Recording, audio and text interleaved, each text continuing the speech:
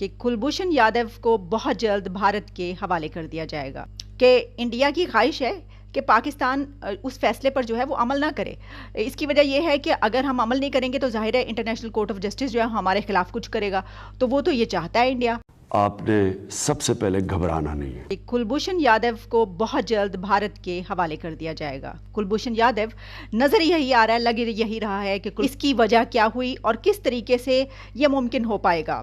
کیونکہ پاکستان کی قومی اسمبلی نے کلبھوشن یادو کے حوالے سے انٹرنیشنل کورٹ آف جسٹس کا ایک فیصلہ اس کو افیکٹو بنانے کے لیے ریویو اینڈ ریکنسیڈر 2020 جو قانون ہے اس کے لیے آرڈیننس پاس کر لیا ہے، وہ آرڈیننس قبول کر لیا گیا ہے۔ آپ جانتے ہیں کہ یہ جو کیس چل رہا تھا، کافی سالوں سے یہ کیس چل رہا تھا اور اس کے اوپر انٹرنیشنل کورٹ آف جسٹس میں انڈیا گیا تھا اور انڈیا نے وہاں پر یہ پٹیشن، آپ کہہ لیجئے یہ کیس دائر کیا تھا کہ جس میں انہوں نے یہ کہا تھا کہ کلبھوشن یادو جو ہے وہ جاسوس نہیں ہے، اور ایک بہت لمبا کیس چلا اور انہوں نے کہا کہ ان کو واپس کیا جائے، بھارت کے حوالے کیا جائے۔ اس کے اوپر پاکستان نے ظاہر ہے کہ وہ بھی اپنے جو کیس ہے وہاں پر لے کر پہنچے اور اس کو انہوں نے اس کیس کو آگے پروسیڈ کیا، جو کہ سزائے موت دی گئی تھی۔ ان کا جو فیصلہ ہوا تھا سزائے موت تھا کلبھوشن یادو کے لیے، لیکن اس کے اوپر انٹرنیشنل کورٹ آف جسٹس نے یہ کہا کہ حق نظر ثانی جو ہے اس کو کیا جائے، یعنی یہ کہ ریویو اینڈ ریکنسیڈر کیا جائے۔ اس کا بل آرڈیننس 2020 جو ہے وہ اب کل کے روز پاکستان کی نیشنل اسمبلی سے پاس ہو گیا ہے، منظور کر لیا گیا۔ یہ تو خبر ہے، لیکن اس کے پیچھے ایک لمبی کہانی ہے۔ جو تھوڑی سی کہانی تھی وہ تو میں نے آپ کو بتائی، لیکن ہوا کیا، کل کے روز کیا ہوا اور آخر ایسا پاکستان میں کیوں ہوتا ہے، ہم اس پہ بات کریں گے۔ دیکھیے ہوا کچھ یوں کہ جب یہ بل منظوری کے لیے پیش کیا گیا تو اسمبلی میں موجود جتنے بھی ممبر تھے ان سب نے بہت زیادہ شور کیا، اور خاص طور پر اپوزیشن نے اس کی بہت مخالفت کی۔ اپوزیشن نے اس کی مخالفت کیوں کی اور یہ سب کچھ اسمبلی میں کیوں کر ہوا اور اس کے پیچھے ایک ہسٹری ہے، وہ کیا ہے،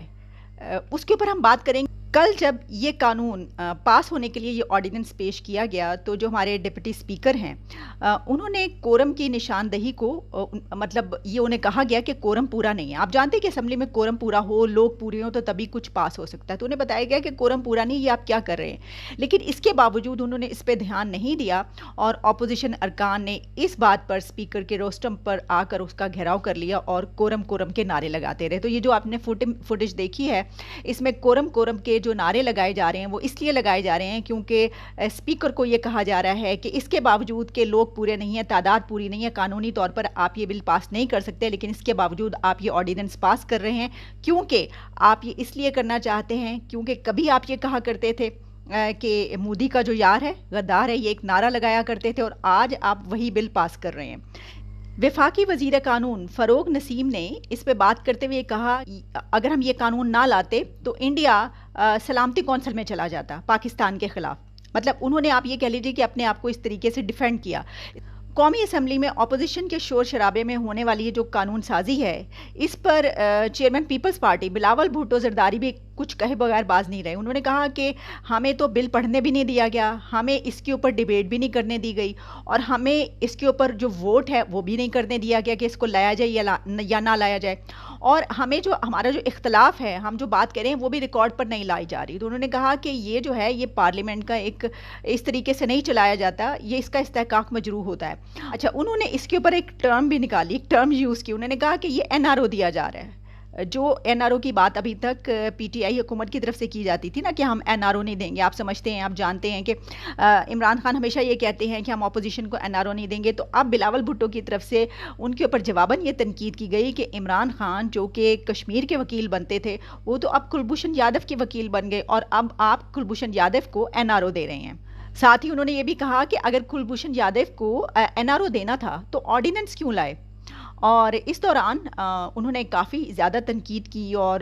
جتنے بھی پارلیمنٹیرینز تھے وہ بینچ بجا کر اپنا احتجاج ریکارڈ کرواتے رہے، اور پھر جس طرح میں نے بتایا کہ انہوں نے کہا کہ آپ نے تو ہمیں بولنے بھی نہیں دیا اور ہم سے پوچھا بھی نہیں، اور یہ کوئی طریقہ نہیں ہے پارلیمنٹ چلانے کا، اور اس کے لیے آپ کو ہمیں ساتھ لے کر چلنا ہوگا۔ لیکن جو زبردستی بل ہے وہ پاس نہیں ہو سکتا۔ اور آپ کو ہم سے بات کرنی چاہیے تھی. آپ ہم سے بات کریں تاکہ ہم اس سلسلے میں آپ کی مدد کریں, ہیلپ آؤٹ کریں آپ کو. اچھا, اس کے اوپر جو شاہ محمود قریشی صاحب ہمارے فارن منسٹر ہیں, ظاہر ہے کہ انہوں نے بھی بہت کچھ کہا. انہوں نے کیا کہا وہ ہم آپ کو بتاتے ہیں. انہوں نے کہا کہ کلبھوشن پر ہم انٹرنیشنل کورٹ آف جسٹس کے فیصلے پر ہی عمل کر رہے ہیں. یہ جو ہم کر رہے ہیں یہ دراصل ہم انٹرنیشنل کورٹ آف جسٹس کے فیصلے پر عمل کر رہے ہیں, کیونکہ انڈیا یہ چاہتا ہے کہ پاکستان جو ہے وہ عالمی عدالت انصاف کے فیصلے پر عمل نہ کرے, کہ انڈیا کی خواہش ہے کہ پاکستان اس فیصلے پر جو ہے وہ عمل نہ کرے. اس کی وجہ یہ ہے کہ اگر ہم عمل نہیں کریں گے تو ظاہر ہے انٹرنیشنل کورٹ آف جسٹس جو ہے ہمارے خلاف کچھ کرے گا, تو وہ تو یہ چاہتا ہے انڈیا. اس لیے ہم یہ قانون جو ہے اس کے اوپر پاس کر رہے ہیں, جس کے اوپر جو ہے وہ اپوزیشن کی طرف سے پھر ایک مرتبہ بہت زیادہ کچھ کہا گیا اور مذاق بھی اڑایا گیا, اس طرح کے جو ہے وہ کچھ ورڈز بھی بولے گئے. اور شاہ محمود قریشی صاحب نے اسی بات کو اس طرح لیا. انہوں نے کہا کہ افسوس کی بات یہ ہے کہ اپوزیشن بھارت کی زبان بول رہی ہے اس وقت. یعنی اپوزیشن جو یہ کہہ رہی ہے کہ آپ یہ کیوں پاس کر رہے ہیں قانون, اور آپ کلبھوشن یادو کو کیوں چھوڑ رہے ہیں, اور آپ یہ اس کے حق پہ یہ آرڈیننس کیوں لا رہے ہیں. تو انہوں نے کہا کہ یہ تو بھارت کی زبان بول رہے ہیں, واپس کر دیا جائے. اگر ہم اس بات پہ تھوڑی سی نظر ڈالیں اور یہاں پر رک کے اس بات پہ غور کریں کہ یہ سب کچھ کیوں ہوا, تو یہ سب کچھ اس لیے ہوا کہ پاکستان کی جو بھی حکومت آتی ہے, پاکستان کی پولیٹیکل پارٹیز جو ہیں وہ انڈیا کا کارڈ جو ہے وہ اس طرح کھیلتی ہیں ایک دوسرے کے خلاف,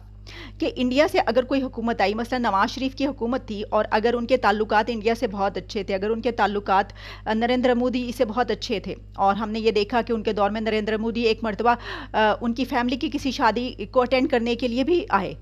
تو اس کے اوپر بہت زیادہ اس کو ایشو بنایا گیا اور کہا گیا کہ یہ جو وہی ایک نعرہ لگتا ہے, اور تو یہی نعرہ لگتا رہا نواز شریف حکومت کے خلاف کہ مودی کا جو یار ہے وہ غدار ہے, غداری کا ٹیگ دے دیا گیا. اب جب پی ٹی آئی کی حکومت اقتدار میں آئی تو ظاہر ہے کہ